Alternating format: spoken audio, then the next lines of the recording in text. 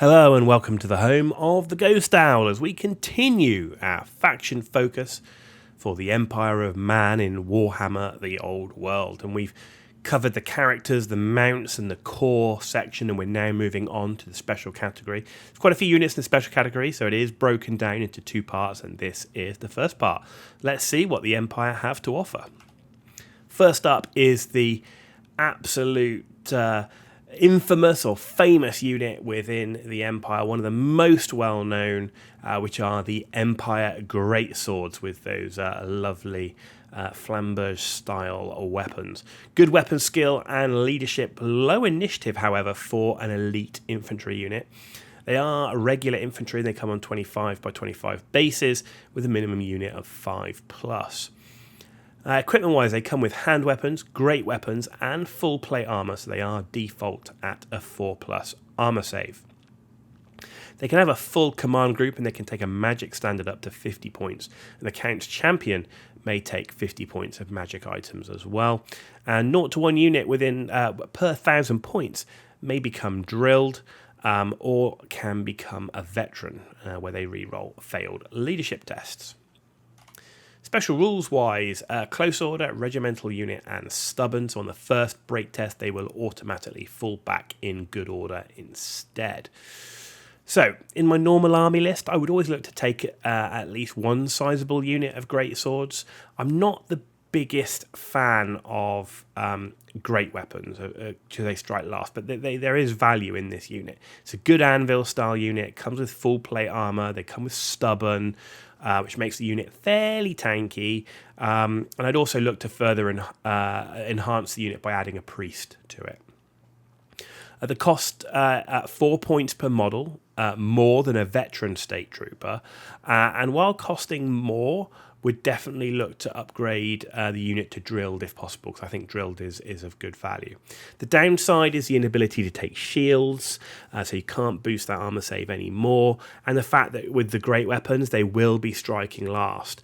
So the fact they've got low initiative actually doesn't really matter too much, because they're going to be striking last anyway. So against elite infantry, then normally those elite infantry are going to have better initiative. I think the thing to think about is in terms of the formation to ensure you're going to get to attack back.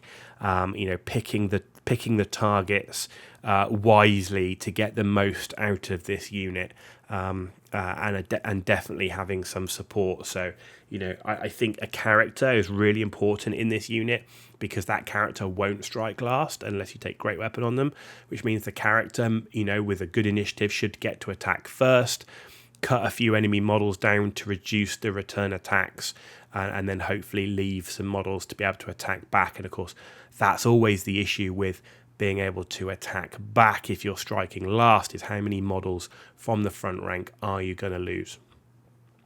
In terms of the magic standard, though, I would consider taking the Griffin standard. This is a +2 combat result point for each rank after the first. If I'm going for a greatsword unit, I want to invest in a pretty sizable one. That allows you to take casualties, maintain the ranks, and having that additional combat result point, I think, is actually 2 points, is going to really benefit the unit overall. Next up are the Pistoliers. Stats average, low initiative and leadership. Troop type is light cavalry. Base size 30 by 60 and a unit size of 5+.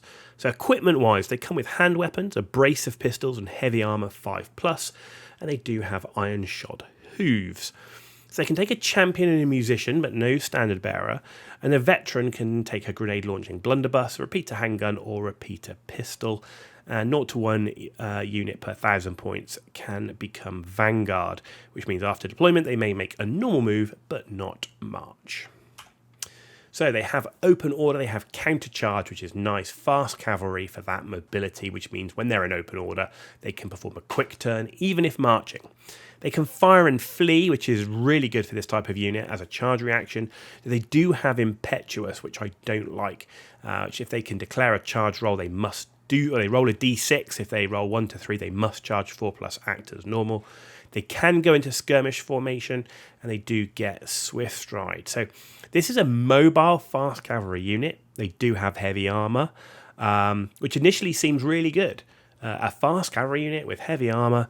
The brace of pistols have strength 4, AP -1, armor bane 1, multiple shots 2, quick shot, extra attacks +1 in combat as well. However, they got a 12-inch range, which means for the unit to have an impact, they will nearly always have to be in enemy missile and spell range and charge range. So these guys have to be in harm's way to have an impact on the battle. They do have 5+ armor save, but that's it. Now, the charge range, being in charge range is mitigated somewhat because you can fire and flee. So if you're going to get charged, you can fire and flee, which is quite nice. But couple that with the impetuous rule means you have to be in charge range to shoot your pistols. So if the enemy moves close, even if you fire and flee, the next turn you could be in a position where you will have to charge the enemy because you roll badly on that impetuous rule. So the impetuous rule is a real deal breaker for me on this unit because of how they are. They can be effective if they're supported, ideally in a cavalry-focused army. Positioning will be key. These are going to be quite difficult unit to use. And they're not that cheap. For 3 points per model more, you can take the Outriders with repeater handguns, who I prefer. And while this does come at a cost of -2 to hit when moving, it should be noted that Pistoliers will be more effective for disrupting enemy movement and charges. So... it's an interesting unit, but I really don't like the impetuous on this unit given how they have to operate. Next up are the Outriders. So, again, same as the Pistoliers, average, but they got low initiative and leadership. They're light cavalry, 30 by 60 mil base and a unit size of 4+. Now, equipment-wise, they get hand weapons, but they get repeater handguns and heavy armor 5+ and iron shot hooves. And the same, they can take a champion and musician, but no standard bearer. The veteran can take grenade launching, blunderbuss, repeater handgun, or repeater pistol. So they got fast cavalry, they got fire and flee as well, skirmishers, swift stride, and also a vanguard. So essentially, this is actually a mobile unit of handgunners. You got a 24-inch range, strength 4, AP -1. You got the armor bane 1, but you do have multiple shots 3. And ponderous. 3 points per model more than Pistoliers, gaining Vanguard for free, but they lose counter charge. But they also lose impetuous, which is a good thing. Your unit also has a +1 leadership, but if you took a champion with the Pistoliers, leadership ends up being the same. It's quite an interesting one, is that on the Pistoliers, the champion has +1 leadership over the regular unit. In the Outriders, the unit and the champion have the same leadership.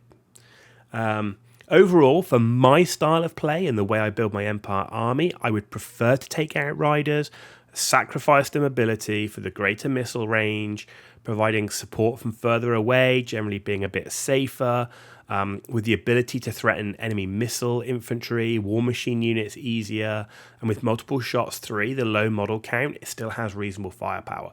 If they only had a single shot each, that would be more of an issue because the amount of damage they can do is pretty low then for the number, with the number of models and against the points. But with multiple shots 3, that suddenly makes it really, really interesting. Next up is the Inner Circle Knights now. So these are kind of like the beefed up Empire Knights. They've got good strength, initiative and leadership, but low toughness, wounds and attacks for an elite heavy cavalry unit. Base size 30 by 60 and a minimum unit size of 4+. So equipment wise, they've got hand weapons, full plate armor, shields, which is 3+, iron shod hooves, and then barding, which does take them to a 2+ armor save. They can take great weapons or lances, a full command group, and the Inner Circle Preceptor may take 50 points of magic items. You may take a magic standard of up to 50 points, and they may also become stubborn. So in the first break test, the unit will automatically fall back in good order instead. And I think stubborn is a really good rule for heavy cavalry. In terms of special rules, they got the close order, they've got the counter charge, first charge, and swift stride that you expect from the Empire barded warhorses and heavy cavalry. They also have drilled, which it comes as part of their rules, which is a free redress the ranks before moving. And they can also march within 8 inches of an enemy unit without a leadership test, which is good. Inner Circle means that the rider may re-roll hit rolls of 1. That's great. And they also have veteran, which is re-roll failed leadership tests. So overall, the special rules with this unit I think are really good. And if you add stubborn to that as well, this is a durable 2+ armor save unit that can put some damage out. They're re-rolling the hit rolls with the lances on the charge. They've got the counter charge in the first charge and the Swiss stride. So there's a good chance they're going to get the charges off. A nice unit. So when looking to add a cavalry unit to a normal balanced Empire army, the Inner Circle Knights are my go-to choice. Excellent armor save coupled with great special rules make this a decent heavy cavalry unit. The Demigryph Knights do have +1 toughness and +2 wounds. They also have +2 attacks and +2 strength on the mount, but they have 1 less leadership. They cost way more at double the points per model. Right, so a Demigryph Knight is double the points per model over an Inner Circle Knight. So I prefer to have the 2 Inner Circle Knights personally.